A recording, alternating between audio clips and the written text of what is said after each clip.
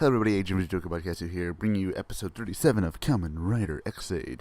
And, Jesus Christ, that was really good.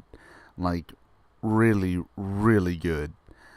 I think it's the same thing as before. It wasn't so much hype-inducing as it was just heavy. Just really heavy of an episode. So essentially, we've got everybody around just thinking, well, shit, we have to basically get Hiro back. Essentially, after Muteki, we finally got Muteki. They're still thinking about getting Hiro back and all this other stuff. And during this time, we also see X8 or M in the CR with Saki's father. Oh well, we find out it's Saki's father in 2 minutes from now. And before anything actually expository happens, we get a call that the Kaiden, that's his name, right? Kaiden of the 60th something. I don't know why. I like characters like that. I like how I loved Goemon from Ghost. I like people who are like that. So that's how this guy is. So basically, they get a call. He has to go fight him to cure the guy of his disease. Again, it's really cool that they're not putting too much emphasis on people who have the disease or people who are getting the disease. It's just something that's like, oh yeah, it just kind of happened, you know? That's the world we live in. I love how they do that. It's a very small detail. I wonder why no one really brings, attention to it, but I fucking love it. So, whatever. So he finally gets the guy, and while this is happening, Brave comes in with Tattle Legacy, level 100. Now, he's going to try and kill Pallid. Why? Because Dan Masamune basically says, well, you don't have to kill M, I didn't expect you to, but you can kill Pallid, or Parrot, however you want to fucking say it. I want to call it Pallid, because fuck you, that's how I've been calling him for the fucking series so far. He basically says, well, then you can kill Pallid instead. And if you kill Pallid, that means M can transform into Muteki, and that means I can rule the world. Wahaha. And Brave basically takes that way out. So he comes in with Tattle Legacy, transforms, and he's going to fight Pallid. And he utterly annihilates him. I didn't think... Now here's a cool thing here that I kind of thought to myself. It's strange how I thought to myself, that's weird. Why is Pallid having such a hard time with Brave? Aren't they just one level apart? But I remember. I don't know if this is them remembering it. I don't know if this is continuity or are they just making that one level difference really big. But I remember Dan did lower Pallid's level. So, in essence, I'm thinking to myself, yeah, that would make sense. He's like, what? Dan leveled him down to 40, 45 maybe around there. So yeah, 45 against 100, that would be a big leap. But then again, I'm pretty sure that's not what's going on. I'm pretty sure it's just, first time he uses the form, so he's fucking invincible with it or something like that. That's all I'm thinking. That's what I'm thinking. So Muteki takes out Kaiden, or Samurai Dude, and Brave almost kills Pallid, but because Nico just can't shut the fuck up, she has to ruin everything, and Pallid is able to escape. Whoop-de-doo. So this whole time they go back to CR, and we get a little bit more exposition with Saki's father. He basically says, Hiro's basically been visiting us on the same day of every month since Saki's died, and that's been for 5 years. And essentially, it kind of sounds more like he's not... Okay, so essentially in the scene, he's saying that he doesn't have to, carry the burden anymore. To me, it sounds more like...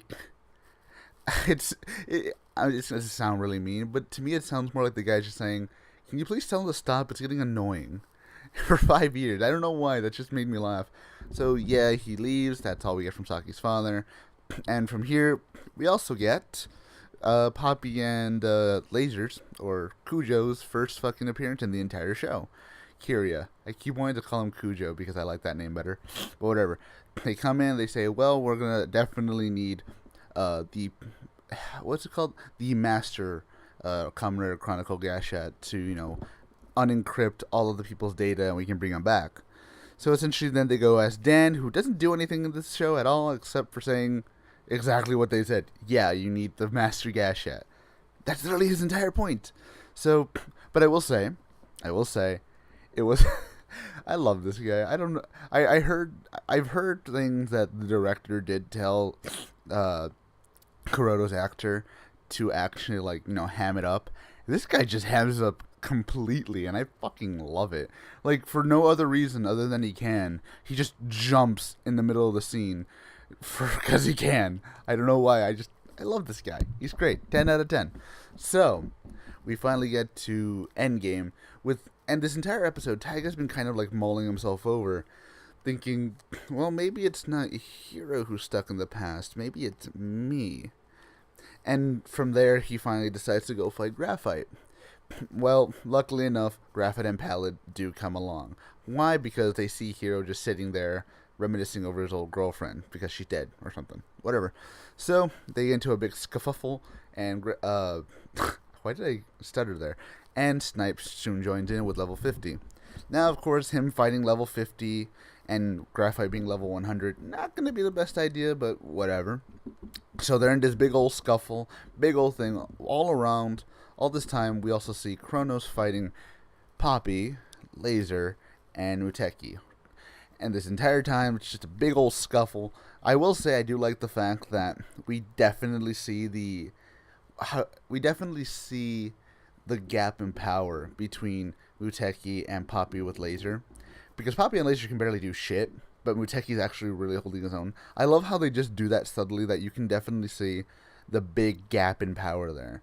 And the only reason they don't kill Kronos right then and there is because Kronos does reveal, guess what? Brave's gonna kill Pallid and you can't transform. Nah, nah, nah, nah, nah. And M starts kind of freaking out a bit. He's like, shit. So they have to go get him, and they're just gonna run for it. They're just gonna fucking hoof it. This whole time, we also see Brave and Pallid fighting it out. Graphite destroying Snipe, and I mean fucking annihilating this bastard.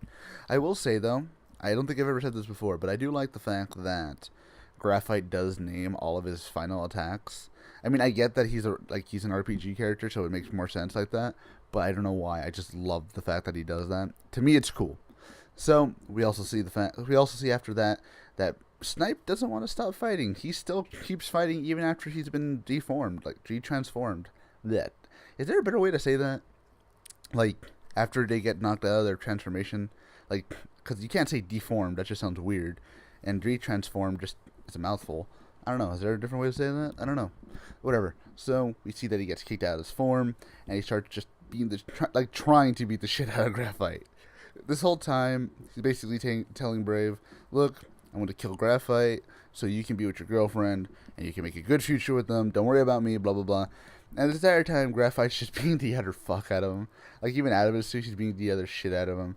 And it all ends with Graphite doing this weird, kind of impaling, not so much punch to the stomach. Shoots him across the fucking sky with After Effects. Falls down. He's bleeding everywhere. He's just dying. And you see fucking Brave just be like, oh, shit. Oh, fuck. He's able to get rid of Graphite and Pallid, so they can run off for another day. But he's like, oh, shit. He's just standing there, freaking the fuck out. Oh, fuck, I probably killed this guy. So, we see Taiga just pass out with mortal wounds, as they say. So, that's how the episode ends. Basically, everyone's there, just, freaking out, oh, shit, he's dying, he's dead, oh, fuck, oh, no.